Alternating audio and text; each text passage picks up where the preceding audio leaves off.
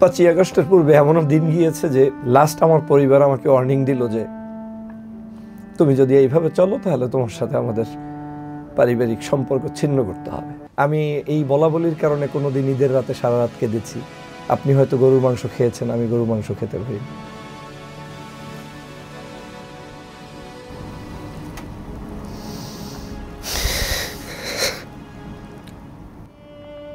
আমি বলে দিয়েছি যে আপনারা চাইলেই পারেন একটা সংবাদ সম্মেলন করতে। ওই সংবাদ সম্মেলনে বলে দেন যে ডক্টর ফয়জুল আপনাদের কেউ না, যদি আমাকে আপনাদের এতটাই কষ্ট হয়। আমার পরিবার মালয়েশিয়াতে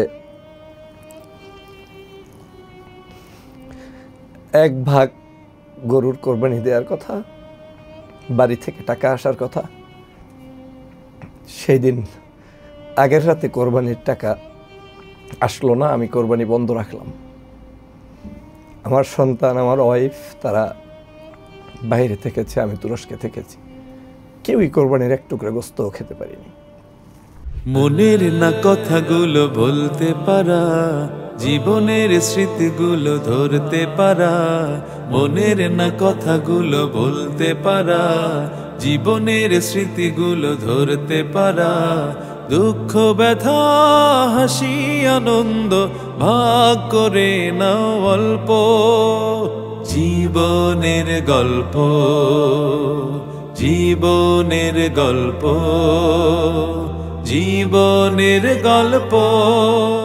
সুপ্রিয় দর্শক, আসসালামু আলাইকুম ওয়া রাহমাতুল্লাহি ওয়া বারাকাতুহু। কাছে কিংবা দূরে, দেশ এবং প্রবাস, যে যেখান থেকে যুক্ত হয়ে দেখছেন রূপ বাংলাদেশ নিবেদিত জীবনের গল্প। কো-স্পন্সর হিসেবে রয়েছে মালাবিস।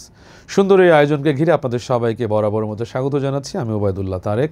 আপনারা নিশ্চয়ই জানেন, জীবনের গল্প সেই মানুষটিই বলে যার জীবনের গল্পের ঝুড়ি অনেক বেশি, যার সফলতা অথবা অনেক ত্যাগ অথবা অনেক অর্জন সব কিছু মিলে এই জীবনের গল্প। বাংলাদেশের নানাবিধ শ্রেণী পেশার মানুষগুলো, সম্মানিত মানুষগুলো এখানে এসেছেন, তাদের গল্প আপনারা শুনেছেন। অনেকেই চোখের পানি ঝরিয়েছেন, অনেকেই পুলকিত হয়েছেন। আজকে স্টুডিওতে আমন্ত্রণ জানিয়েছি সময়ের জনপ্রিয় রাজনৈতিক বিশ্লেষক, রাজনৈতিক ব্যক্তিত্ব, মিডিয়া পার্সন ডক্টর ফয়জুল হক। আসসালামু আলাইকুম। ওয়ালাইকুম আসসালাম ওয়া রাহমাতুল্লাহি। কেমন আছেন?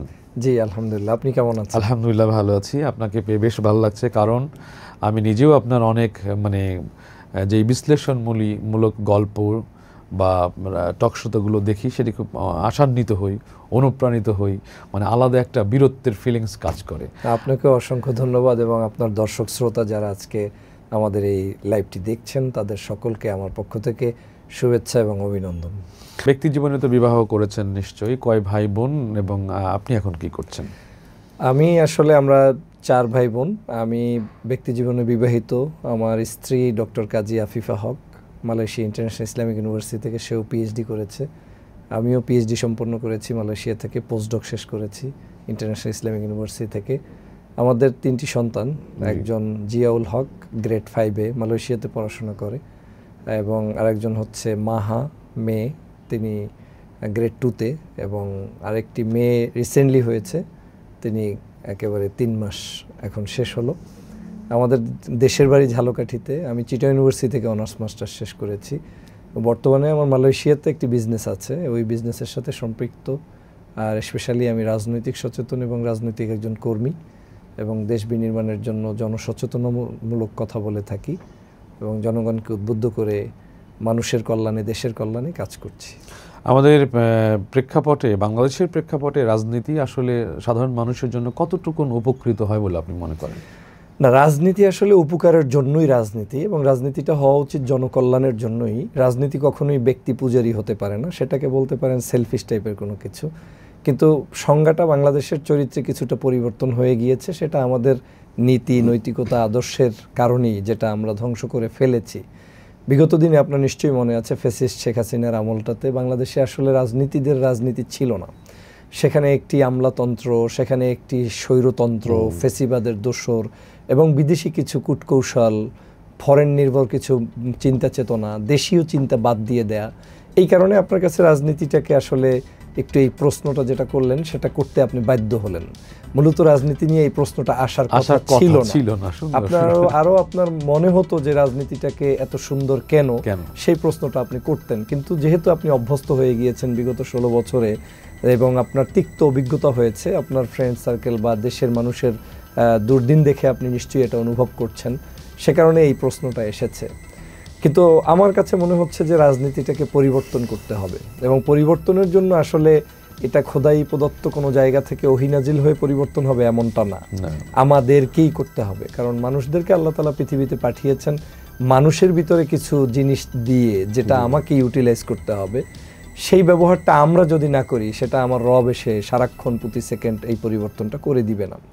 তো সমাজটাকে সুন্দরভাবে আমরা যদি এগিয়ে নিতে চাই, আমি মনে করি রাজনীতির পাঠটাকে আমাদের দেশীয় সংস্কৃতি, ঐতিহ্য, ধর্মীয় মূল্যবোধ, সামাজিক মূল্যবোধ, মানুষের মূল্যবোধ, আমাদের এই যে বয়োজ্যেষ্ঠ মানুষের প্রতি সম্মান, সিনিয়র জুনিয়রের প্রতি সম্মান, এডুকেশন ব্যবস্থা, সাংস্কৃতিক ব্যবস্থা, সোশ্যাল আপনার চলাফেরা, মানুষের মধ্যে একে অপরের সাথে সুসম্পর্ক, এই জায়গাগুলোতে আমার মনে হয় একেবারে এত সুন্দর করে সাজাতে হবে, তাহলেই আমরা আশা করি ভালো কিছু। আমি এই কথাটা বলতাম না, কারণ এই কথাটা সাধারণ মানুষ এখন এই জায়গাটা কিভাবে দেখছে, তারা বলছে যে, যেমন এখন যদি বলি ডক্টর ইউনূসের কথা, যে উনিই থাকুক, আমরা কোনো রাজনৈতিক দলের কাছে আমরা দেশটা দিতে চাচ্ছি না। এই যে একটা বিরূপ মনোভাব তৈরি হয়েছে বিগত দিন থেকে, যেটি আপনি বলেছেন, এটি একটা ব্যাপার।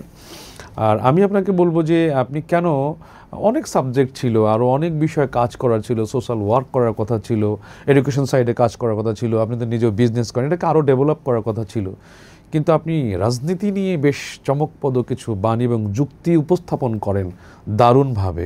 এই সাইডটা কেন আপনি এসেছেন? আসলে আমার কাছে মনে হয়েছে কারো না কারো কোনো কাজ করতে হবে। সবাই যে সব কাজটা করবে বা সফল হবে এমনটা না। পৃথিবীর সব মানুষকে আল্লাহ তাআলা একই সাহসিকতায় জন্মগ্রহণ করায় না।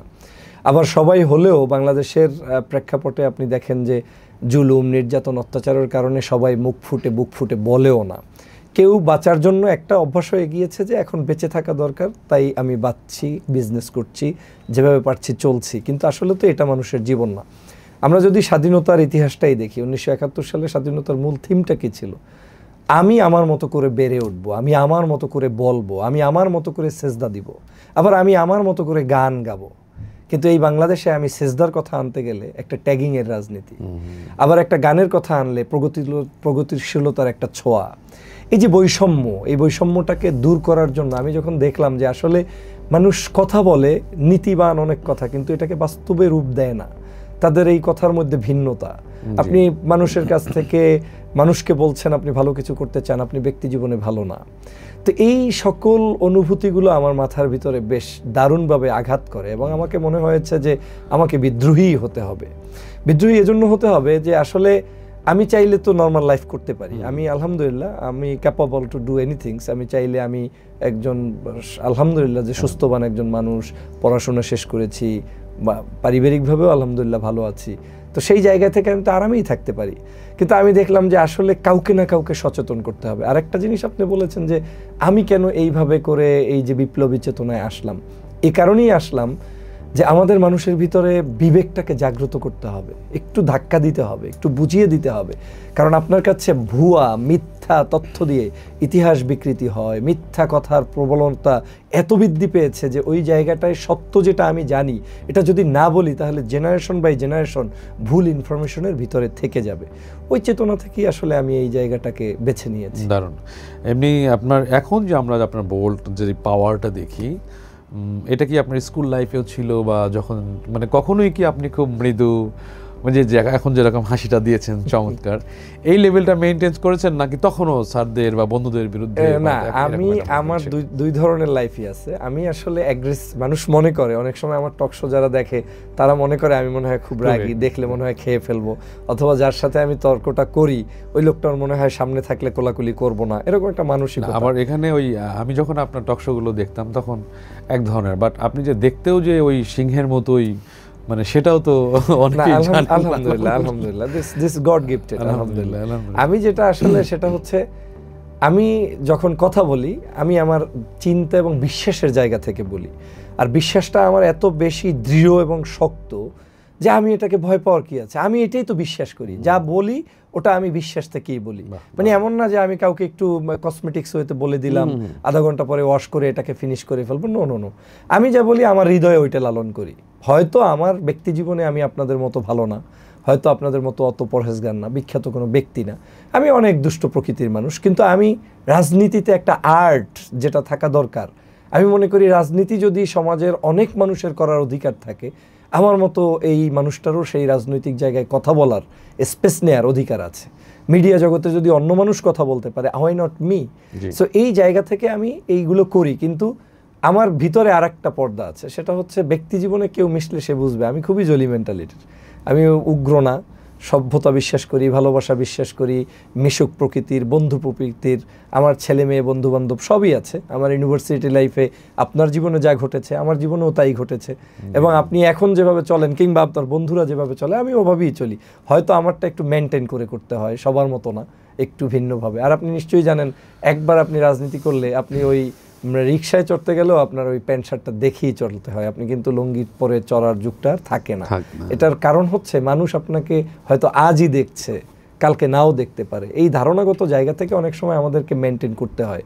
কিন্তু আমি মনে করি যে আমি আসলে ওই রকম না, যে যেভাবে আপনি কথা বলতে দেখেন এই অনুযায়ী সবার উপরে আমি ক্ষিপ্ত, এমনটা না। না, কেমন মানে জ্ঞানীরা বরাবরই সাহসী হয় আর মূর্খরা একটু ভীতু হয়। মানে আমরা যে টক শোগুলোতে দেখি সেখানে আপনার যুক্তি বা আপনার বলার ধরনটা আসলেই বীরের মতো, কারণ জ্ঞানীরা সাহসী হয়, এটা স্বাভাবিক কথা, সহজ কথা। এটার ভাই আর একটা যুক্তি আছে এখানে। আমি আসলে আমি দেখেছি আমার অভিজ্ঞতা থেকে, আমি মিনমিন করেও অনেক কিছু বলতে পারি, কিন্তু মিনমিনের সাউন্ড এবং মিনমিনের ইফেক্টটাও মিনমিন আকারই হবে। আর আমি যখন সেটা সাহসিকতা নিয়ে জোরে বলবো, কঠোরভাবে বলবো, কিংবা আমার জায়গা থেকে শক্ত করে বলবো, এক একটা ধরন দুটোরই ভালো যুক্তি আছে। সিম্পল থিংসেরও যুক্তি আছে, আবার সাহসিকতারও যুক্তি আছে। যেমন বিদ্রোহী কবি কাজী নজরুল ইসলাম, এই যে আপনি বিদ্রোহী বললেন, ওয়াই? তার মানে কাজী নজরুল যে একজন বিদ্রোহী ব্যক্তিত্ব, আবার রবীন্দ্রনাথ ঠাকুর, আপনি তাকে বিদ্রোহী বলেন না। তো এই এক একজনের এক একটা আর্ট। আমি সেই জায়গাটা থেকে আমি মনে করি যে আমারটা এমন কিছু হওয়া উচিত যে আমি যেই মেসেজটা দিতে চাই এটা উইদিন 10 মিনিটস পিপলের কাছে যাইতে হবে। আর 10 মিনিটসের মধ্যে যদি যেতে হয় তাহলে আমাকে এই বিপ্লবী চেতনাই থাকতে হবে। পৃথিবীর সকল মানুষ বিপ্লবকে পছন্দ করে, পৃথিবীর কোনো মানুষই সিম্পলকে পছন্দ করে না। হ্যাঁ, আপনি একটা মেসেজ দিলেও সেটা হয়তো 5 দিনে যাবে, কিন্তু আমার মেসেজটা খুবই গুরুত্বপূর্ণ বিধায় আমি এটাকে এত লাউডলি, এত বোল্ডলি, এত বিশ্বাসের জায়গা থেকে এবং কিছুটা যুক্তি দিয়ে চেষ্টা করি যাতে করে আমারটা পাবলিকের কাছে এখন যায়, এখনই দরকার, এরকম চিন্তা নিয়ে। চমৎকার। জীবনের এই পর্যায়ে এসে আমি যদি আপনাকে বলি, জীবনের কোনো চড়াই উতরাই ছিল বা ঘাত প্রতিঘাত ছিল, বা কখনো কোনো কষ্ট পেয়েছেন খুব, বা হার্ডলি কেউ আঘাত দিয়েছে, এরকম? আমার জীবনটা আসলে কষ্টেরই। Robe Bangladesh exclusive clothing brand, panjabi, কাবুলি ও জুব্বার বিশ্বস্ত প্রতিষ্ঠান। মানসম্মত ফেব্রিক্স দিয়ে তৈরি করা হয় রুচিশীল আধুনিক এক্সক্লুসিভ পোশাক। আমাদের পণ্যের প্রতিটি অ্যাক্সেসরিজও ইউনিক ও মানসম্পন্ন। দক্ষ কারিগর দ্বারা প্রস্তুতকৃত পোশাকগুলো একাধিক কিউসির মাধ্যমে গুণগত মান নিশ্চিত করা হয়। এখনই ভিজিট করুন আপনার নিকটস্থ রোব আউটলেটে, অথবা ঘরে বসে অনলাইনে অর্ডার করুন রোব বাংলাদেশ। কষ্টের মধ্যে আনন্দ, কষ্টের মধ্যে বেদনা, মানে কষ্টের মধ্যে লাইফ লিড করতেছি। আমি যদি বলি যে আমি আসলে স্ট্রাগল করে এখনো টিকে আছি এখন পর্যন্ত, আমি আমার পরিবারের সম্পূর্ণ বিপরীত একটা মানুষ। আমার পরিবারের কাউকে পাবেন না যারা আমার মতো সিমিলারিটিস, আমার মতো চিন্তা করে, আমার মতো বলে, আমার মতো রাজনীতি করে, কিচ্ছু তাদের সাথে মিল নেই। ফ্রম মাই মানে ফাদার থেকে শুরু করে কারো কাছে মিল পাবেন না। তারা একটা ভিন্ন জগতের চিন্তা করে। হ্যাঁ, তারা অবশ্যই সোসাইটির বিলং করে, তারা সামাজিক স্ট্যাটাস মেনটেন করে, সমাজের জন্য অনেক বড় বড় খেদমত করে, কিন্তু তারা রাজনীতির মধ্যে এতটা বাবা মা কি বেঁচে আছেন? আলহামদুলিল্লাহ। সবাই ক্ষেত্রে বলে না বাবা বাংলাদেশের রাজনীতি খুব খারাপ, সবাই বলে, সবাই না, শুধু বলাই না, আমার এমনও গিয়েছে যে আমি এই বলাবলির কারণে কোনোদিন ঈদের রাতে সারা রাত কেঁদেছি। আপনি হয়তো গরুর মাংস খেয়েছেন, আমি গরুর মাংস খেতে পারি।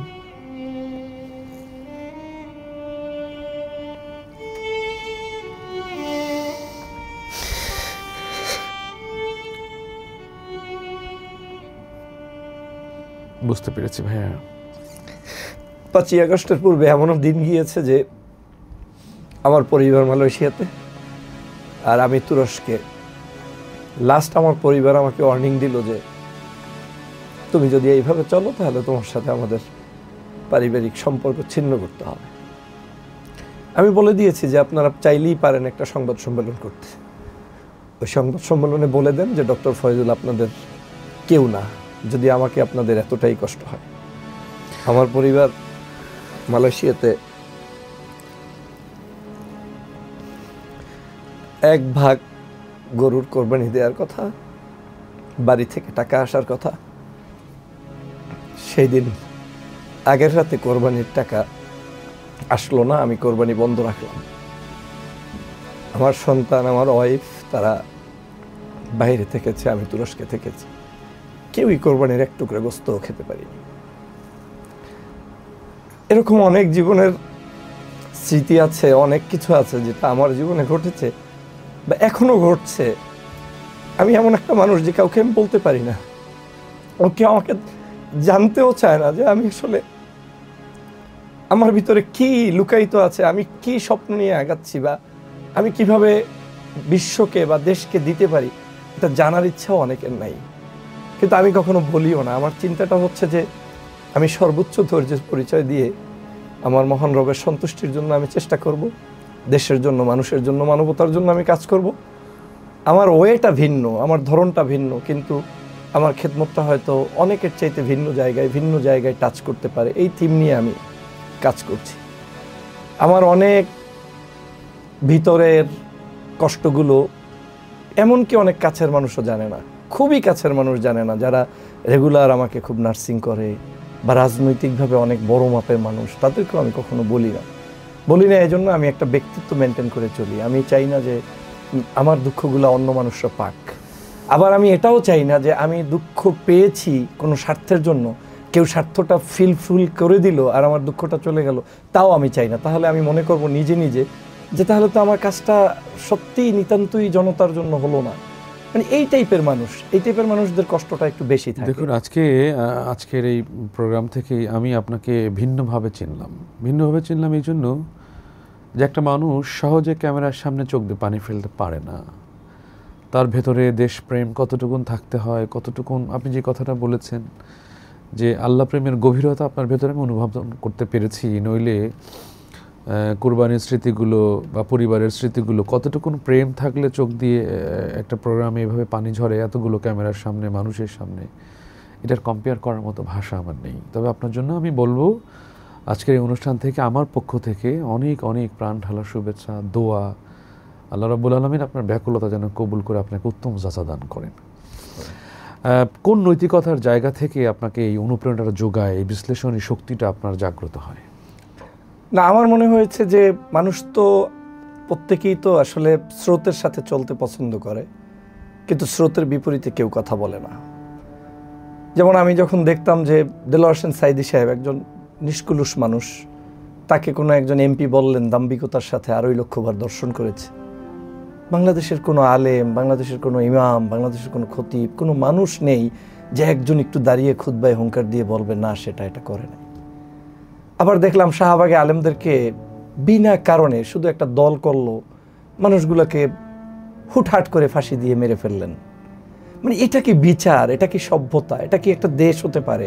মানে আমি অপরাধী, আমারও বিচার হবে, কিন্তু আসলে আমি অপরাধী কি না এটা জানার কি অধিকার আমার 53 বছরে বাংলাদেশে নেই? এভাবে করে আপনি একজন মামুনুল হক জেলে গেল, ধরেন 43 বার জামিনের জন্য আবেদন করেও জামিন পাবে না। আর এখানে অনেক নায়ক নায়িকারা অবৈধ সন্তান জন্ম দিচ্ছে, পুলিশ দেখছে, প্রশাসন দেখছে, গ্রেপ্তার তো দূরের কথা, জামিন দিচ্ছে, তাতে আবার ক্ষমাও চাচ্ছে যে আপনার সাথে বেদবি হলো কিনা, আর আলেমদের ব্যাপারে নাই। একই উপায়ে আপনি ধরেন একজন পীর সাহেব নির্বাচন করছে, তার উপরে আক্রমণ করে তার দাঁত থেকে রক্ত বের করে দিচ্ছে। আমি আসলে প্রতিবাদের জায়গাটা আমার কোনো এক জায়গার না। আমি প্রতিবাদটা করতে চাই সমস্ত মজলুমের জন্য। মানে মজলুম মানুষ সে আমার দলের না, কিন্তু সে তো মজলুম। আর আমি ওইটাই বিশ্বাস করি যে শত্রুও বিপদে পড়লে তার পাশে আমাকে নৈতিকতার জায়গা থেকে থাকা উচিত। সেই জায়গা থেকে আমি বেসিক্যালি এই মানুষগুলোর পক্ষে আমি দাঁড়িয়েছি। আমি সাইদি সাহেবের মৃত্যুর সময় ঘুমাতে পারিনি, বিদেশে বসে লাইভ করেছি। চরমনার পীরের আক্রমণের সময় আমি ঘুমাতে পারিনি, আমি উঠে লাইভ করেছি। শত শত টকশো, ইভেন আমি কোনোদিন এদের থেকে কিছু পেতেও চাই না। মানে তারা আমাকে একটু থ্যাঙ্কস জানাক, এটা শুনলেও আমার মনে হবে যে আমার কাজটা মনে হয় সুন্দর হলো না। মানে আমি পরিচয় দিতে যাই না। এমনকি ওনারা জিজ্ঞেস করলে কোনোদিন যদি বলে ভাইয়া আপনার লাইফটা খুব সুন্দর ছিল দেখেছি, আমি মুখটা একটু ভিন্ন দিকে ঘুরিয়ে নিই, এটা একেবারেই নিয়ে যাই। আমি চিন্তা করি যে করেছি হয়েছে, উনি হয়তো ওই কারণে ভালো পারে, দ্যাটস ইট। সর্বোচ্চ ভদ্রতার খাতিরে বলি থ্যাংক ইউ, কিন্তু আমি এটার দিয়ে আমার কোনো নতুনত্ব নেই। তো আমার এই কারণে আমার কাছে মনে হয়েছে যে এভাবে একটা দেশ চলতে পারে না। এবং আপনি দেখেন 5ই আগস্টের আগে আমি যে মুডে কথা বলেছি, আজকেও একই মুডেই আমি কথা বলছি, অথচ এখন কিন্তু আমার গোল্ডেন টাইম। আমি একটা মেম্বার অফ পার্লামেন্ট পদপ্রার্থী। আমি চাইলেই একটা দলের গলাবাজি করতে কথা বলতে চাইলে আমি নিশ্চিত নমিনেশন, নিশ্চিত ভালো কিছু, নিশ্চিত অনেক কিছু, নিশ্চিত বহু মানুষ আমার কাছে আসবে। কিন্তু আমি এই সব কিছুর পরেও, এবং এটাও অনেকের আবার আমার আপন লোকজনদের কষ্টের কারণ, যে এত বছর কষ্টে ছিলা, এখনো কষ্টের জীবনই বেছে নিচ্ছ। আমার কাছে মনে হচ্ছে যে বিগত দিনে যা বলেছি সেইটার সত্যতাকে নিশ্চিত করতে হলে আজও একই পথেই কথা বলতে হবে। আমি একটু নেগেটিভ কথা বলতে চাই এই মুহূর্তে। ব্যারিস্টার সুমনকে আমরা দেখেছিলাম যে উনি পাবলিকলি ফেসটাকে সেভাবে কিছু অন করে সাবমিট করার পরে কিছু বিষয়গুলো চলে এসছে যেটা এখন হচ্ছে। আপনার কথা এরকম কিছু নেই, তারপরেও আমি অনুষ্ঠানের মাধ্যমে জানতে চাই আসলে কি মানে যদি কোনো বড় বড় অফার আপনার সামনে আসে তবুও কি আপনি অটুট থাকবেন, নাকি জনগণের স্বার্থ থেকে নিজেকে আবার অফারের আমার আসলে কিছু নেই। আমি একটা বিশ্বাস করি যে আমি যদি সৎ থাকতে চাই, ফর এক্সাম্পল আপনি এমপি হলে কয় টাকা পাবেন, আপনি যদি সৎ এমপি থাকেন, আমি জানি না এক্স্যাক্টলি কয় টাকা তাদের টিএ ডিএ বেতন হতে পারে, সর্বোচ্চ in between 2 lakh, not more than that. তো 2 লাখ টাকা তো আমার এখন ব্যক্তি জীবনেও আমার 2-3 লাখ টাকার উপরে খরচ হতেই পারে, আমি আমার পরিবার, বউ বাচ্চা, স্কুল সব খরচ মিলে। তো আল্লাহ তো সামহাও আমাকে যে কোনো ওয়েতে, মানে যে কোনোভাবেই, মানে আমার কষ্ট হচ্ছে অবশ্যই, আমি বলবো না যে আমি খুব ভালো আছি বা খুব একটা, কিন্তু আলহামদুলিল্লাহ যে চলছি, কষ্ট করে চলছি। তা আমার চিন্তাটা হচ্ছে যে অফার ডাজেন্ট ম্যাটার, আমার কাছে মানুষের ভালোবাসাটা বেশি। এই যে ধরেন আমি মসজিদে যাই, একটা সমাবেশে যাই, একটা রাস্তা থেকে হেঁটেই যাই, আমি একটু আম কিনতে যাই, ড্রাইভার একজন রিক্সাওয়ালা গাড়িটা থামাই দেয়, ভাই আপনি অমুক না, আপনার সাথে আপনাকে ভাই দেখি। লোকটা জিজ্ঞেস করে না আমি কোন দল করি, কোন মত করি। এই যে আমাকে একজন রিক্সাওয়ালা ধরলেন, আম বিক্রেতা ধরলেন, গাড়ির ড্রাইভার, এই 2 দিন আগেও আমার গুলশানে একেবারে গাড়ি রাস্তায় থামিয়ে জ্যাম লেগে গেছে, ড্রাইভার হ্যান্ডশেক করবেই, আমার তো কিছু করার নেই, আমি তার সাথে হ্যান্ডশেক করলাম। আমার কাছে এই ভালোবাসার কাছে এই দুনিয়ার বাকি সব কিছু কেমন জানি তুচ্ছই মনে হচ্ছে। এবং এখনও আল্লাহর কাছে দোয়া করি যে আমার জীবনের শেষ দিন পর্যন্ত ওই রকমই যেন আমাকে আল্লাহ রাখে। আমিন। আমি চাই যে সত্য বলবো, সত্য বলেই মারা যাব, এবং আমার জানাজার আগে আপনারা এটাই বলবেন যে লোকটা আমার দলের না, কিন্তু লোকটা আমাদেরই, লোকটা এই দেশের বহু মানুষের হৃদয়ের মানুষ, এরকম একটা কিছু বলে, এরকম আমার নিয়ত আছে। আমি চাইলে ওই কি বলে মৃত্যুর আগে মানুষ লিখে যায় ওসিয়তনামা, হ্যাঁ আমি ওসিয়তনামা লিখে যাব, কারা জানাজা পড়াবে, কোথায় দাফন হবে, কেমনে হবে, আমি ব্যতিক্রমী থাকতে চাই। আমার কথা হলো মানুষ হোক না, পৃথিবীর কত পাগল আছে, কত ভক্ত আছে, কত মানুষ আছে, মানুষের মধ্যে একজন মানুষ থাকুক যে একটু সমাজের সবচাইতে ভিন্ন। হ্যাঁ অবশ্যই আমার কি শান্তি করতে মন চাবে না, চাবে, সেই শান্তিটাকে আমি একটু ঘুচানো শান্তি চাই। আমি চাই একটু ভদ্রতা, সভ্যতা, সংস্কৃতি সবই পালন করব, কিন্তু তার মধ্যে আমি যেটা আমার হৃদয়ে লালন করি ওই ধাঁচে আমি বেড়ে উঠতে চাই। সে কারণে আমার বিশ্বাস আপনার এই জায়গা থেকে আল্লাহ যদি আমাকে সেফ রাখেন এবং কোনো শয়তানি ওয়াসওয়াসা না আসে, তাহলে এমনটা হবে না যে আমি মন্ত্রিত্ব কিংবা এমপিত্ব কিংবা কোনো একটা দুনিয়াবি ব্যবসা বাণিজ্যের স্বার্থে সৎ কথা বলা বন্ধ করব। তবে আপনি নিশ্চয়ই জানেন আমি কিন্তু এমন না যে কোনো ইসলামিক দল করি বা কোনো নীতিবান একেবারে হাজী সাহেব, এমনটাও না। আমি একটা দল করি, দলের এক ধরনের আদর্শ থাকে, কিন্তু ওই দলের আদর্শেরও বাহিরে আমি কথা বলি, এই সৌন্দর্যটাই রাখতে চাই। আমি এমন না যে আমার এই লাইভ দেখে আপনি আপনার দলের ভিতরে যখন আপনার নীতি নির্ধারণীরা যখন ভুল করে তখনও কি আপনি আমি প্রতিবাদ করি। তো 5 তারিখের পর থেকে আমি যাদেরকে দেখেছি ধর্মের বিরুদ্ধে বলেছে, স্ট্রেট ফরওয়ার্ড প্রতিবাদ করেছি। স্বাধীনতা সার্বভৌমত্বের বিরুদ্ধে বলেছে, প্রতিবাদ করেছি। সে বিএনপি না জামাত না আওয়ামী লীগ আমি দেখতে যাই নাই। এক বাক্যে সহজ কথা, যারাই আমার জায়গায় মনে হয়েছে যে সে এই দেশের জন্য কোনোভাবে কল্যাণকর না, আমি তার বিরুদ্ধে এখনো বলছি, ভবিষ্যতেও বলবো। সে আমার এমনও হতে পারে যে এই বলার কারণে আমাকে কেউ গ্রহণ করলো না, তাতেও আমার কষ্ট নাই, কারণ আমার অর্জন যা সেটা আমাকে সে দেয় নাই। আমি তো আপনিই বলতে পারবেন না যে বাংলাদেশে আমি বিএনপির কাছ থেকে কি কোনো মন্ত্রিত্ব নিয়েছি বা কোনো এখনো আমি কোনো বিখ্যাত কোনো পদেও নাই। আমি 18 সালে নমিনেশন প্রত্যাশী একজন ব্যক্তি, ক্ষুদ্র মানুষ, চাইলে তারা দিতে পারে আমার মতো একজন মানুষকে, না চাইলেও আমার কিচ্ছু আসে যায় না। আমি আমার মতো জায়গা থেকে আমার একটা বিশ্বাস আমার আছে, আমার আল্লাহ যদি থাকে আর আমার জনগণ যদি, আমার জনগণের যে কথাটা বলা দরকার সেটা আমি বলি, সেটা সময় বেশি নিলেও ওইটাই সুন্দর। হঠাৎ সুলতান কোনো কিছুই ভালো না। আমি আজকে একটু জমকালো পরিবেশে কিছু একটা পেলাম, 2 বছরও টিকবে না, কিন্তু আমি আদর্শিক কথা যদি বলে যাই টিকবে। তবে আমাদের ক্ষেত্রে আপনাদের দোয়া থাকা বেশি দরকার, কারণ আমরা ভুল পথে না যাই, অন্য কিছু না ঘটে। Robe Bangladesh exclusive clothing brand, panjabi, কাবুলি ও জুব্বার বিশ্বস্ত প্রতিষ্ঠান। মানসম্মত ফেব্রিক্স দিয়ে তৈরি করা হয় রুচিশীল আধুনিক এক্সক্লুসিভ পোশাক। আমাদের পণ্যের প্রতিটি অ্যাক্সেসরিজও ইউনিক ও মানসম্পন্ন। দক্ষ কারিগর দ্বারা প্রস্তুতকৃত পোশাকগুলো একাধিক কিউসির মাধ্যমে গুণগত মান নিশ্চিত করা হয়। এখনই ভিজিট করুন আপনার নিকটস্থ রোব আউটলেটে, অথবা ঘরে বসে অনলাইনে অর্ডার করুন রোব বাংলাদেশ। জীবনের অপূর্ণতা রয়েছে কোথায় কোনো জায়গায়, যে আমার এরকম চাহিদা ছিল বা আমার কাছে মনে হয় এটা আমার কাছে অপূর্ণতা, এরকম কোনো কিছু আছে কিনা আপনার? আমি চেষ্টা করেছি, আসলে আমি অল্প বয়সেও অনেক কিছু পেয়েছি, আবার অনেক কিছু হয়তো এখনো হাতের কাছে আসে নাই। আমার একটা সময় খুব খেয়াল ছিল যে আমি সংসদের সবচাইতে সর্বকনিষ্ঠ একজন মেম্বার অফ পার্লামেন্ট থাকবো, হয়তো সেটা আমার নসিবে এখনো নাই, কারণ 16 বছরই তো শেখ হাসিনার জুলুম নির্যাতনে ছিলাম, এবং 16 বছর তো আমি ঢুকতে পারি। আমরা বোধহয় দেখেছি সর্বকনিষ্ঠ সম্ভবত যশোরের হতে পারে। আমার ধারণাটা ছিল 24 থেকে ইন বিটুইন 30, আমার এখন 37, সো আবার ঢুকতে ঢুকতে আরো কয় বছর যায় এটা তো আমি জানি না। তো এটা একটা আমার স্বপ্ন ছিল। আমার এমনি স্বপ্ন ছিল আমার গাড়ি থাকবে, বাড়ি থাকবে। আলহামদুলিল্লাহ আমার গ্রামে আমার মানে এমপি ডাইসের যে বাড়ি দরকার সেটা আমার আল্লাহ অনেক আগে স্বপ্ন পূরণ করে সেটা করে দিয়েছেন।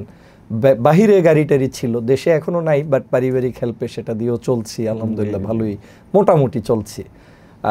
হয়তো আমার যে আমাকে যেভাবে আপনারা চিন্তা করেন, যে মানের মনে করেন, সেই আন্দাজ হয়তো সবকিছু পরিপূরক হচ্ছে না। পার্লামেন্টের এখন ব্যাপারটা হচ্ছে যে এইখানে যারা গেলেন, এই যে আপনি বললেন যে 2 লাখ বা 3 লাখ বা তাদের স্যালারি হয়, কিন্তু আমরা দেখি যে হাজার হাজার কোটি টাকা তারা এইভাবে নিচ্ছেন। তো আপনি এত কিছু রেখে পার্লামেন্টের স্বপ্নটা কেন দেখেন? পরিবর্তনটা কি করতে চান? না, আমি এটা দেখেছি, এটা তো আমার অধিকার।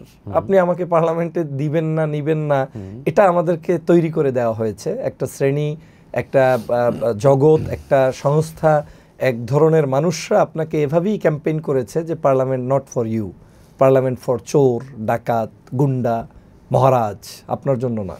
তো এই না করার কারণেই সমাজে ভালো মানুষগুলো পার্লামেন্টে যায় না। আমার কথা হচ্ছে পার্লামেন্ট ফর ইউ, যদি তার জন্য হয়ে থাকে, সো ইউ শুড গো, আপনিও সেখানে যাবেন। তো সেই জায়গা থেকে আমি পার্লামেন্টে তো যেতেই হবে, শুধু যাওয়া না। আমি মনে করি আমি যদি বেঁচে থাকি, আমি এমন কিছু অনুসারী বানাতে চাই যারা পার্লামেন্টেই যেতে চাবে। দারুণ দারুণ বলেছেন। এই জায়গাটা দখল হলে, মানে এই যা দখল না, এই জায়গাটাকে পরিচ্ছন্ন করা গেলে, হ্যাঁ হোক, সে ভিন্ন দল করুক, কিন্তু ভালো মানুষ যেতে হবে, ভালো ব্যক্তি যেতে হবে। সে ওখানে গিয়ে পার্লামেন্টে, ধরেন আমি আজকে ধরেন ফয়জুল হক আপনার চ্যানেলে কথা বললাম, হতে পারে এটা 20 মিলিয়নও হতে পারে ভিউ, 50 মিলিয়নও হতে পারে, কিন্তু এটাকে এক্সিকিউট করতে আমার ওই সংসদে যেতে হবে। ওখানে আমি একটা কথা বলে সেটা পাশ করাতে হবে। আমার একটা বক্তব্য আজকে যদি সংসদে দিয়ে জনতাকে উদ্বুদ্ধ করতে পারতাম, তাহলে আমি মনে করি এটা বিশ্বের জন্য, দেশের জন্য এটা একটা মেসেজ হয়ে থাকতো। তো সেই জায়গাটা তো আমাকে করা উচিত। পার্লামেন্টে আপনার অ্যানালাইসিসে যদি আমি বলি যে আপনার দেখা কোন ব্যক্তিটি, আপনার দেখা যে পার্লামেন্ট মেম্বার হিসেবে আমার দেখা এই লোকটা আপনার দৃষ্টি থেকে ভালো ছিল, তার পরিণতিটা এখন কি? ভালো ছিল এবং এখনো ভালো আছে। যদি একজন ব্যক্তির নাম বলেন তাহলে দেশনেত্রী বেগম খালেদা জিয়া। কেন বলছি এই কথাটা? এটা দলমতের ঊর্ধ্বে, এটা আপনাকে মেনে নিতে হবে। এজন্য তিনি কিন্তু হাসিনার মতো বেইজ্জতি হননি, কিংবা দেশ থেকে তাকে পালিয়ে যেতে হয়নি। তিনি বাংলাদেশের প্রধানমন্ত্রী ছিলেন, 3 বারের, সম্মানের সাথে ছিলেন, নির্বাচিত হয়েছিলেন। কেউ বলতে পারবে না যে অনির্বাচিত প্রধানমন্ত্রী খালেদা জিয়া, কিন্তু শেখ হাসিনাকে সবাই বলবে অনির্বাচিত। এরপরে তার দেশপ্রেম, তার বাসার সামনে বালুর ট্রাক ছিল, তাকে নির্যাতন করা হয়েছে, তাকে এই যে গোপালী পুলিশরা কি করেছে সব তো আপনি দেখেছেন চোখের সামনে। একজন মহিয়সী নেত্রী, আমার এই কথাগুলো পৌঁছে দেওয়া দরকার। উনি আসলে অনেক দেশপ্রেমিক, উনি আসলে ধর্মপ্রেমিক। ওনার চেহারা ছুরাত দিয়ে আপনি বুঝবেন না ওনার হৃদয়টা কেমন। ওনার হৃদয়টা আপনার মতোই, আর একজনের মতোই, এ দেশের মতোই।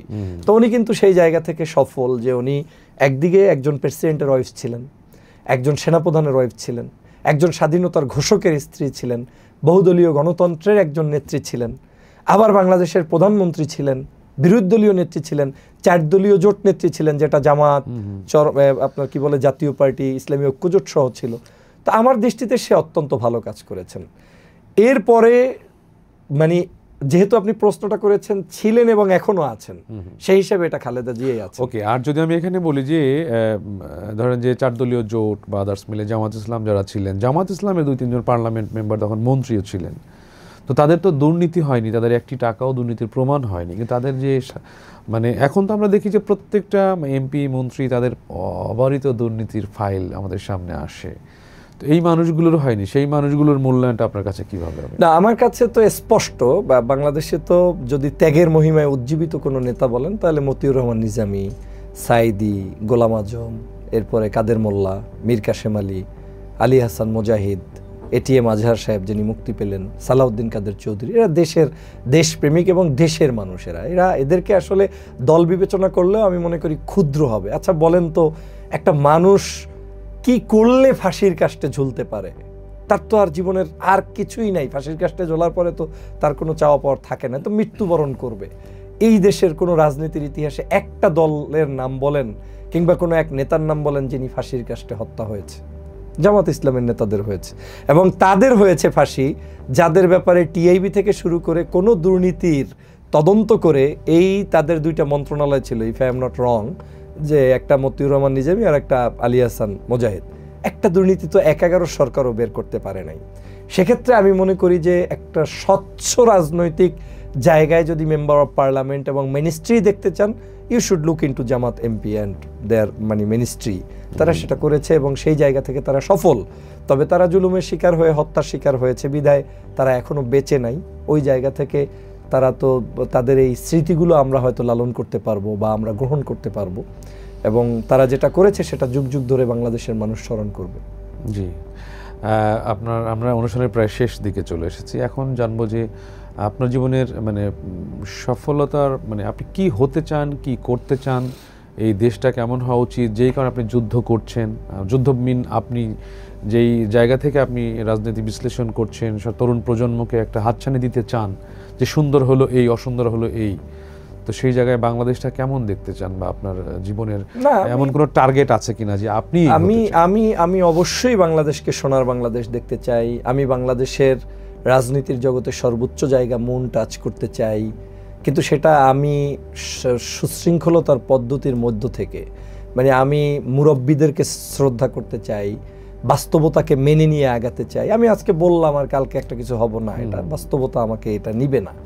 কিন্তু আমি আমার যেটা আমার পাওয়ারের মধ্যে আছে, আমার কণ্ঠ আল্লাহ দিয়েছে, বলতে পারবো। আমাকে আল্লাহ যদি শক্তি দেয় আমি প্রতিবাদ করতে পারবো, আমি চাইলে মিছিল করতে পারবো, মিটিং করতে পারবো, টার্গেট ভিত্তিক আগাতে পারবো। আমি অনেক কিছু অর্জনের চাইতেও বড় মনে করি যে আমি দেশের একটি সম্পদ হিসাবে জাতির ক্লান্তি লগ্নে মানুষের জন্য কথা বলতে চাই, এবং সেই মানুষটা হবে আসলে মানুষ। সেখানে কোনো হিন্দু বলে দূরে থাকবে, মুসলমান বলে বুকে আসবে, খ্রিস্টান বলে আরেক জায়গায় রাখবো, এমনটা না। অ্যাজ এ হিউম্যান বিং আমি তার দুর্দিনে পাশে থাকব, তার পক্ষেই থাকব এবং দেশের জন্য লড়াই করব। আর আমি বাংলাদেশের পক্ষে, আমি বাংলাদেশি জাতীয়তাবাদের পক্ষে, আমি এদেশের ধর্মীয় মূল্যবোধের পক্ষে। এবং আপনাকে একটা ছোট্ট উদাহরণ দিই, মানে আমি মানুষটা এমন যে এই রাস্তার সামনে একজন নায়িকা শুয়ে থাকবে, আমি চাই নায়িকাও যেমন শুয়ে থাকবে, এই পাশেই আর একজন লোক আজান দিয়ে নামাজ পড়বে। কিন্তু আমি বাংলাদেশের চিত্র যখন দেখি, ওই লোক নামাজ যখন কেউ পড়তে যায় তাকে ট্যাগিং দেওয়া হয়, এটা কি হইলো নাকি, এটা কি নামাজের জায়গা নাকি? আরেকজন যে শুয়ে আছে ওইটা কেউ বলে না, ওইটাকে একটা কালচার বানিয়ে ফেলেছেন। এই কালচারটা ভাঙতে চাই। আমি চাই ল্যাংটা মানুষ যেখানে থাকবে সেখানে একজন যুব্বওয়ালাও থাকবে, কিন্তু ওই যুব্বওয়ালাকে কেউ কটূক্তি করবে না। এটাই আমার পার্থক্য।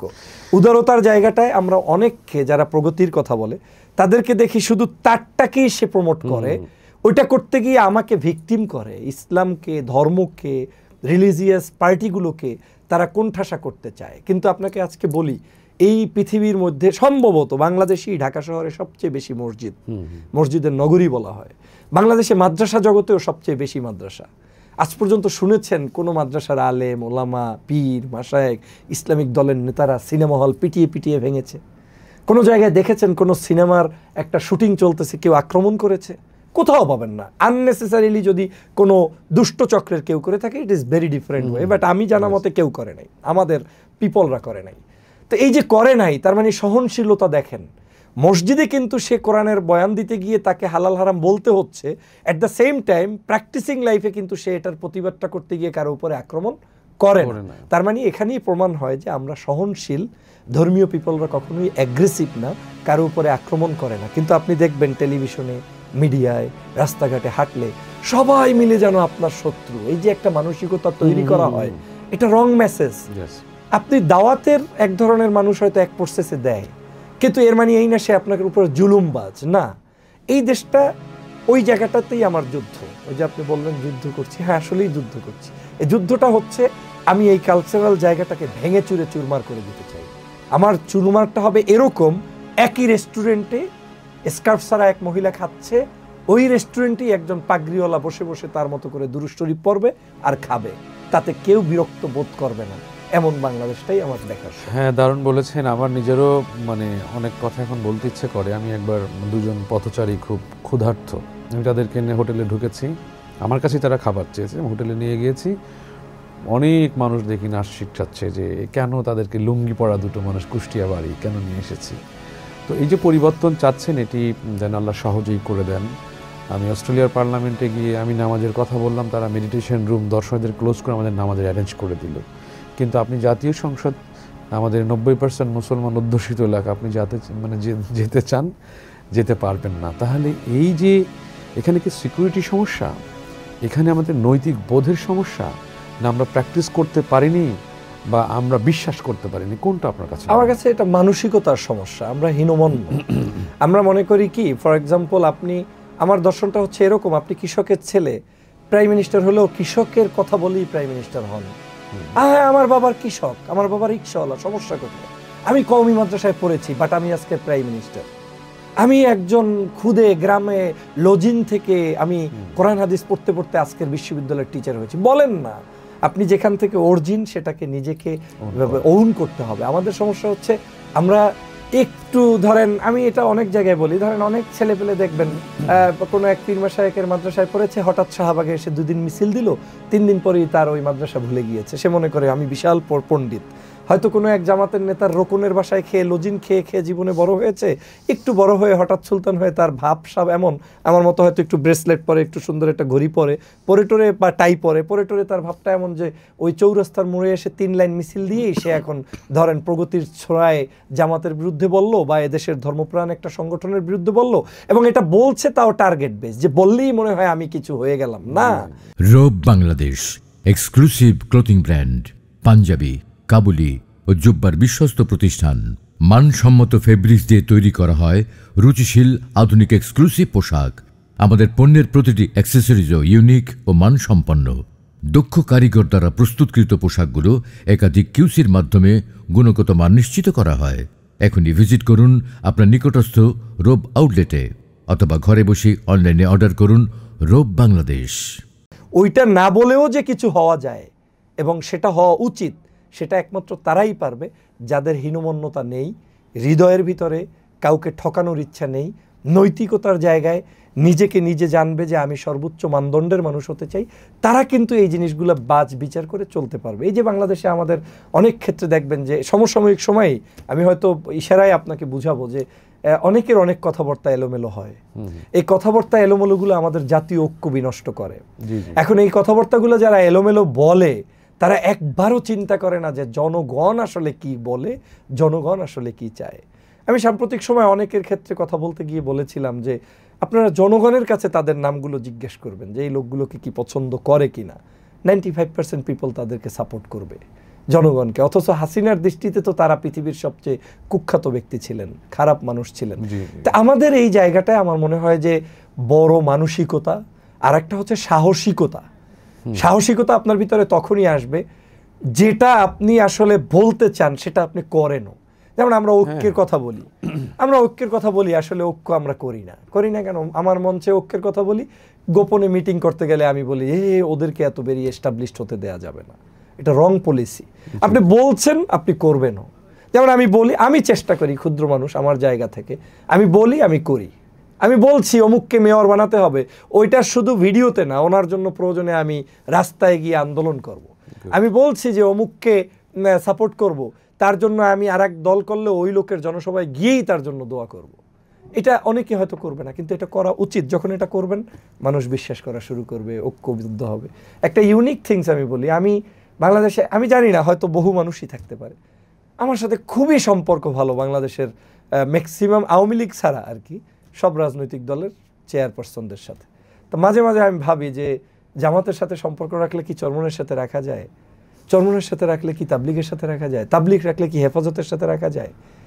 এটা প্রশ্ন আসে, কিন্তু আমি যখন প্র্যাকটিক্যাল লাইফ শুরু করলাম আমি দেখলাম হ্যাঁ রাখা যায়, অবশ্যই সম্ভব। আপনি যদি সেই মানের হন, আপনি কারো কাছে ক্রিমিনাল না করেন, আপনি কোনো অন্তর্দ্বন্দ্ব না লাগান, আপনি ভদ্রভাবে মুরব্বীদের কথা শোনেন, আপনি যান তাকে নাইসলি অ্যাপ্রোচ করেন, দেখবেন সবাই আপনাকে আদর করে, স্নেহ করে। এবং এটার জন্য আপনাকে বড় কিছু হতে হবে না, শুধু আপনার মনটার একটু পরিবর্তন। দারুণ বলেছেন, চমৎকার।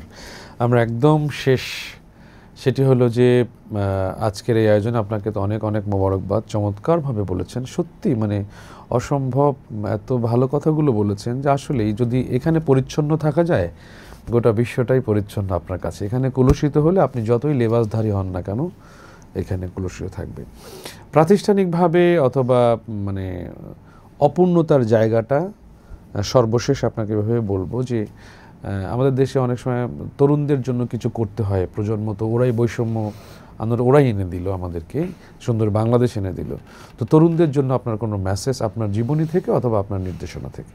না, আমি মনে করি আমাদের প্রত্যেকেরই স্বাবলম্বী হওয়া উচিত, নিজের আত্মনির্ভরশীল হওয়া উচিত, প্রতিষ্ঠিত হওয়া উচিত। অবশ্যই সেটা করা উচিত যার যার লিমিটেশনের মধ্য থেকে, যে তার জন্য যতটা বেস্ট সেটা তাকে এগিয়ে আসা উচিত যুবক তরুণদের।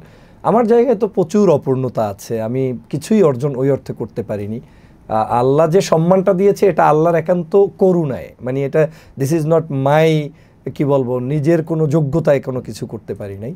তো আমি সেই জায়গা থেকে বলবো যে হ্যাঁ, আমিও এস্টাবলিশড হওয়ার জন্য চেষ্টা করছি, চেষ্টা করব। বাংলাদেশে তো প্রায় 7 বছর আসতে পারি নাই। আপনি যদি জানেন আমার বিরুদ্ধে একবার আমাকে গুম করার চেষ্টা করা হয়েছে কম্বোডিয়াতে। 4 জন লোক আমাকে ফুল অলরেডি ধরে ফেলেছিল প্রায়। তো সেখান থেকে আল্লাহ আমাকে বাঁচিয়েছে। আমি সিঙ্গাপুরে প্রায় 30 আওয়ার্স আমি ইমিগ্রেশনে বন্দি ছিলাম। আমাকে তারা ঢুকতেই দেয় নাই, বরং তারা চেয়েছে বাংলাদেশে পুশব্যাক করবে। খোদার মহিমায় আমি বাংলাদেশে আসি, মালয়েশিয়াতে সামহাও ওদের নিয়ম অনুযায়ী যে দেশ থেকে ফ্লাই করে ওখানে আসতে হয়। তো ওই কারণে ওখানে এসেছি, ওখানে আবার আমি ইমিগ্রেশন ফেজ না করে আরেক দেশে চলে গিয়েছি, বিদায় রক্ষা পেয়েছি সেইবারও। এভাবে করে আমি মালয়েশিয়া থেকেও আমাকে 20 ঘন্টা একবার এয়ারপোর্টে আটকাছিলাম। তো যুদ্ধের মধ্যে জীবন যাচ্ছে, প্রতিষ্ঠিত হওয়ার সুযোগ পাইনি। আমার একটা প্রতিষ্ঠান ছিল, প্রতিষ্ঠানটার উপরে টর্চার হয়েছে, পরিবার, মানে এটা আসলে বললে আর একটা 2টা 3টা এপিসোড আপনার সাথে এরকম টকশো করতে হবে, আলোচনা করতে হবে, জীবনের গল্প বলতে হবে। বাংলাদেশে আপনার ব্যবসা প্রতিষ্ঠান অথবা না, বাংলাদেশে কোথাও আমার কিছুই নাই, একেবারে জিরো হ্যান্ডে এসেছি, আজও জিরো। এবং এই জিরো অবস্থায় কতদিন থাকতে হবে আমি জানি না, বাট আমার বাহিরে একটা ছিল, সেটাও শেখ হাসিনা লাস্ট 3 ইয়ার্স আমাকে খুব পেইন দিয়েছে। আমি এখন আমার একেবারে খুবই শুভাকাঙ্ক্ষী ফ্যামিলির 2-1 মেম্বার কিংবা সামহাউ আমি চলছি। কিন্তু আমি হয়তো ইনশাআল্লাহ বাংলাদেশে কোনো কিছু শুরু করব, পরিস্থিতি বিবেচনা করে ধীরে ধীরে ব্যবসা বাণিজ্য, যেটা দিয়ে আমার অন্তত রাজনীতি, সমাজনীতি, পরিবার সব কিছু নিয়ে চলতে পারি, এবং আমার পরিবারও এখানে নিয়ে আসার চেষ্টা করব। সেক্ষেত্রে আমি যেহেতু কথা বলি, আমি সরকারের কাছেও আহ্বান জানাবো যাতে আমাদের নিরাপত্তা, সার্বিক সকল বিষয়গুলো বিবেচনায় রাখেন, এবং দেশের এই পরিস্থিতিতে আমাদেরকে যাতে দেশবাসীও নজরে রাখেন, আমরা যাতে আপনাদের সবসময় শুভাকাঙ্ক্ষী হয়ে পাশে থাকতে পারি, সেই জায়গাটা তারা স্কোপ তৈরি করে দিবেন, এটাই আমার বিশ্বাস। আর পরিশেষে যুবক তরুণ, আমার আজকের এই লাইভটি যারা শুনলেন, আমাদের এই বক্তব্যের উদ্দেশ্য থাকবে একটাই, যে কষ্ট জীবনে আসবে, কিন্তু কষ্টতে আমাদের একটু মানে শক্ত হাতে যদি আপনি নড়বড়ে না হয়ে আপনি যদি ইস্তেকামাত ঠিক রাখেন, আপনি যদি একটু শক্ত থাকেন, কষ্ট একদিন চলে যাবে। আর এবং কষ্টের পরেই যত বিখ্যাত মানুষ হয়েছে জীবনে, কেউ সিম্পলি বাসায় ঘুমিয়ে থেকে বিখ্যাত হয়েছে এমন কোনো নজির কারো ক্ষেত্রে নাই। একজন দেখাতে পারবেন না ওয়ার্ল্ডে, from the beginning until today, জন্মের পর থেকে এই পৃথিবীর কেউ নাই, নবী রাসূল থেকে শুরু করে কেউ নেই। শান্তির জীবন হচ্ছে তখনই এই যে আপনি একটু কষ্ট করবেন, 10 বছর পালিয়ে থেকেছেন, জুলুম হয়েছে, জেল জুলুম করেছেন, এরপরের একটা জীবন আসবে, ওটাই আপনার কাছে অনেক মিষ্ট হবে। এই যে আজকের বাংলাদেশে আমি নিজে ড্রাইভ করি, মাঝে মাঝে আমার ড্রাইভারও হয়তো করে, এই যে ঘুরে বেড়াই, এই যে আমি নিঃশ্বাস নিচ্ছি, আমার কাছে এই নিঃশ্বাসটা তো মনে হয় যেন জান্নাত থেকে একটা বাতাস আমার হৃদয়ে প্রবেশ করতেছে। বিশ্বাস করেন, আমি এত পৃথিবীর অনেক দেশে ঘুরলাম কিন্তু কোথাও এত আনন্দ পেলাম না, অথচ এই ধুলাবালিযুক্ত বাতাসটাও আমার কাছে ওরকম একটা অমীয় স্বাদ গ্রহণ করছি। এর কারণটা কি? ওই 7 বছর যেহেতু শেখ হাসিনার জুলুমে আসতে পারিনি, এখন এটা ভালো লাগছে। তা আমার কাছে অনুরোধ থাকবে, ভয়ের কিছু নেই, আসুন, যে যার জায়গা থেকে কাজ করুন। আর একটা জিনিস বলতে চাই যে ওই কারো এতটুকু হীনমন্যতার দরকার নেই যে আমি কিছু করতে হলে দল পাল্টাতে হবে, মত পাল্টাতে হবে না। আপনি যেখানে আছেন সেখান থেকে কিছু করেন। আমি তো একটা জায়গায় আছি, হতে পারে জায়গা তো চেঞ্জ হয়ে যেতে পারে, হবে, কিন্তু সেটাও দেশের স্বার্থে হবে, জনতার স্বার্থে হবে, ধর্মের স্বার্থে হবে। কিন্তু আপনি যেখানে থাকেন সেখানে বসেই প্রতিবাদী হন। আজকে যদি ওইটা হইতো তাহলে আওয়ামী লীগকে পালিয়ে যেতে হতো না। আওয়ামী লীগের মধ্যে কি 10টা মানুষ যদি এমন তৈরি হতো যারা আওয়ামী লীগ করেই দেশের স্বার্থে প্রতিবাদ করত, আওয়ামী লীগ করেই ধর্মের পক্ষে থাকতো, তাহলে এই দলটা এত ক্ষতির মধ্যে পড়তো না। অতএব আমার দেশের যারা রাজনীতি করে, বিএনপি করে, হ্যাঁ, বিএনপির লোকদের মধ্যে যদি কেউ এখন প্রতিবাদী না হন, বুঝবেন আপনি আপনার দলটার ক্ষতি করছেন। জামাতের মধ্যে যদি কোনো মানুষ প্রতিবাদী না হন, বুঝবেন আপনি ক্ষতি করছেন। এভাবে সব দলে যার দল তার দোষটা ওই দলের লোকদের ধরিয়ে দেওয়া উচিত, যেমনটা আমি চেষ্টা করে যাচ্ছি। আশা করি আমার যুবক তরুণ ভাইয়েরা বোনেরা বুঝতে সক্ষম হয়েছে। অনেক অনেক ধন্যবাদ আপনাকে, খুব মূল্যবান সময় দিয়ে এসেছেন, আমরা খুব খুশি হয়েছি। আপনাকে অসংখ্য ধন্যবাদ, এবং আপনার দর্শক শ্রোতা, বিশেষ করে আমাদের এই কথা বলার মধ্যে যারা কথা বলে নাই, সামনে আসে নাই, কিন্তু আমাদের বক্তব্যগুলো রেকর্ড করেছে, এই মিডিয়ার সামনে নিয়ে আসতেছে, সেই সকল ক্যামেরাম্যান, সাংবাদিক, আমাদের বন্ধুবর যারা আছেন, আমি তাদেরকেও শুভেচ্ছা জানাচ্ছি, এবং তারা যাতে আগামী দিনে তারাও এটাকে একটা খেদমত মনে করে আমাদের এই কথাগুলো জাতির কাছে পৌঁছে দেয়। আল্লাহ তাদেরকেও ভালো রাখুক, তাদের পরিবারকে ভালো রাখুক। সবাই সুস্থ থাকবেন। আল্লাহ হাফেজ। আল্লাহ হাফেজ। আসসালামু আলাইকুম। প্রিয় দর্শক, যুক্তি, উপস্থাপন এবং প্রতিবাদ, নৈতিকতায় সোচ্চার যে মানুষটি ডক্টর ফয়জুল হক, আমরা আজকের এই অনুষ্ঠানে তার কাছ থেকে চমৎকার চমৎকার কথা শুনেছি, এবং সাহসী ভূমিকা রাখবার জন্য আপনার নৈতিকতা, আপনার ইমানে বলিয়ান, অর্থাৎ আপনার অন্তরকে পরিশুদ্ধ রাখাটা জরুরি। যারা তখন আমাদের সঙ্গে ছিলেন, আগামী দিনে আবারও দেখা হবে সেই প্রত্যাশা নিয়ে শেষ করছে আজকের আয়োজন। জীবনের গল্প, রোব বাংলাদেশ নিবেদিত, কো-স্পন্সর হিসেবে ছিল মালাভিস। আল্লাহ আমাদের সবাইকে ভালো রাখুন, সুস্থ রাখুন। আল্লাহ হাফেজ। Robe Bangladesh exclusive clothing brand, panjabi, কাবুলি ও জুব্বার বিশ্বস্ত প্রতিষ্ঠান। মানসম্মত ফেব্রিক্স দিয়ে তৈরি করা হয় রুচিশীল আধুনিক এক্সক্লুসিভ পোশাক। আমাদের পণ্যের প্রতিটি অ্যাক্সেসরিজও ইউনিক ও মানসম্পন্ন। দক্ষ কারিগর দ্বারা প্রস্তুতকৃত পোশাকগুলো একাধিক কিউসির মাধ্যমে গুণগত মান নিশ্চিত করা হয়। এখনই ভিজিট করুন আপনার নিকটস্থ রোব আউটলেটে, অথবা ঘরে বসে অনলাইনে অর্ডার করুন রোব বাংলাদেশ। মনের না কথাগুলো বলতে পারা, জীবনের স্মৃতিগুলো ধরতে পারা, মনের না কথাগুলো বলতে পারা, জীবনের স্মৃতিগুলো ধরতে পারা, দুঃখ ব্যথা হাসি আনন্দ ভাগ করে নাও অল্প, জীবনের গল্প, জীবনের গল্প, জীবনের গল্প।